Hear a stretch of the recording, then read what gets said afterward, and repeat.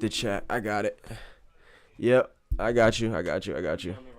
So let's go through all of this. I did not have my mic plugged in, so we're gonna have to go through the entire process here. So no worries. We talked about the move that we've seen happen yesterday. We caught this sell move to the downside following this gold flip, right? We were looking at the larger time frame for gold. We had taken out this larger time frame high. Price had started to push down with volume, and we're looking at the same exact move here today. Now, if we take a look at what our lower time frame is showing us on CPI, we just had an impulsive move up and we're anticipating a steeper move down. If we take a look here, you can see that price was creating higher highs and higher lows within this structure, and then we got this sign of exhaustion here. Once we got this sign of exhaustion, this is a good sign that price is now going to flip. What do we see happen? A flip, and where we're anticipating for price to go is this 33.49 level. Now, this is not just the only place that price can go. You can see we're starting to get this move to the downside here. If this 4-hour candle closes bearish, especially if we break through these lows, remember that price was creating a high.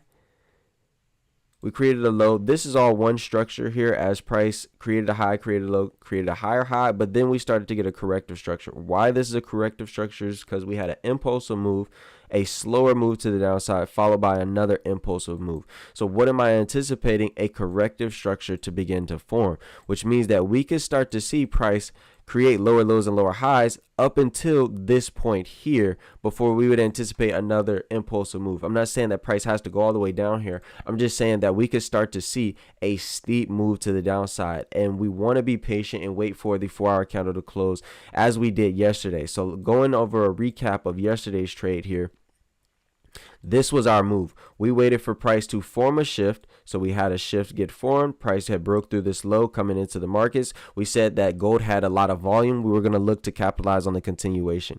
We got a corrective structure begin to form. If we dial down to our 1 minute time frame, you'll see once we had our 1 minute time frame shift, right? So price was creating lower lows and lower highs. Then we start creating higher highs and higher lows within this market structure here.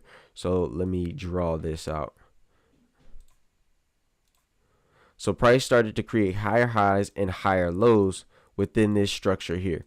Then we broke through our previous key low, seen a correction. Broke through again. We waited for our 5 minute candle to close bearish after we took out this low here. You can see, let's go to it. We waited for that 5 minute candle to close bearish, scaled in on the first 1 minute following that 5 minute candle bearish close. You can see that that was this 1 minute candle here. Let me just draw it out. There you go. So we ended up taking our position here, setting our stops above the high, and then looked and capitalized on that 1 to 4 risk to reward trade. Ended up making about $1,300. This is day one of, am I still muted? Can you guys hear me? I shouldn't still be muted. Nah, I think it's good. You gotta turn it down. All right, yeah, we're good. Okay, so yeah, I just wanted to make sure you guys can hear me. That's all. So yeah, we took out this low. Price closed as a bullish candle. We scaled out $1,300 made. We're gonna look to do the same exact thing here today on gold. That's gonna be the hot market for us as we just have a ton of volume here. And though I don't trade before the session, we're gonna wait till session, because, you know, we don't want to run no miles this week, and then we'll look to execute on that continuation.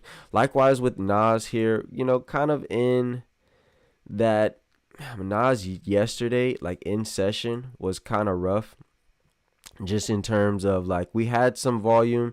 Well, I can't say it was rough. We did have some volume initially before it was kind of in a sideways market. You know, we had that exhaustion, which is a sign of a possible flip. Then we started to see this flip. We really started to see it at the start of the new daily candle, and price just, you know, really running bullish here. Now, if we take a look at our lower time frame, you know, signs of exhaustion here. Signs of exhaustion.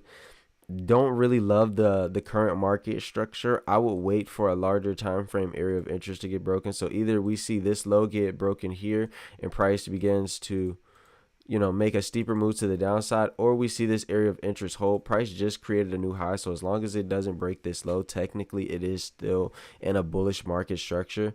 So I would anticipate, a continuation of this bullish move, especially if the 4-hour candle can close bullish. Right now, the 4-hour candle is kind of closing as a weak 4-hour candle, so we'll just have to take a look at that later and, wait to see what the structure shows.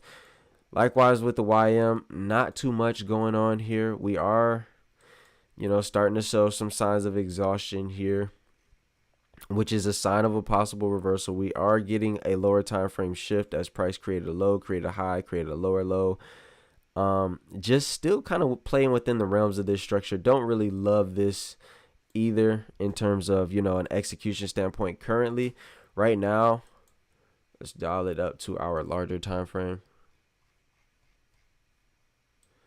You can see that price created a low, created a high, and it appears that we could be, we're in this deciding point where we could make a steeper move up to target these highs up here or break through this previous 4-hour candle low. It really just depends on how this current 4-hour candle closes and what our lower time frame structure shows us. As of right now, I'm seeing indecision in our lower time frame, which is just not giving us a super clear market structure in terms of what we want to execute on.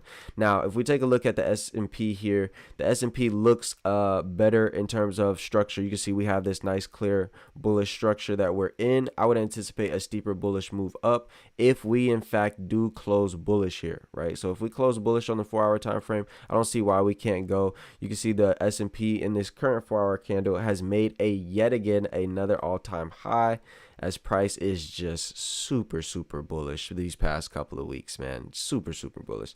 So what would we anticipate? A steeper move to the upside. This is a sign of exhaustion. So, and we took out the all-time high. So a reversal is possible, which is why we kind of have this, kind of slower, uglier market structure.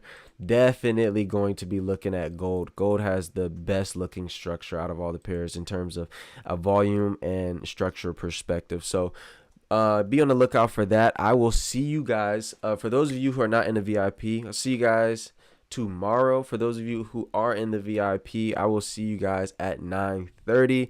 This is going to be, our goal is to hit 5K this week. If we can surpass 5K this week, which we made 1,300 yesterday, then we'll be well on track to, crushing 10K in a month, like obviously. And I think that we'll, God willing that we have the volume, I think we'll smash this way faster. We should have made 8.2K last week alone.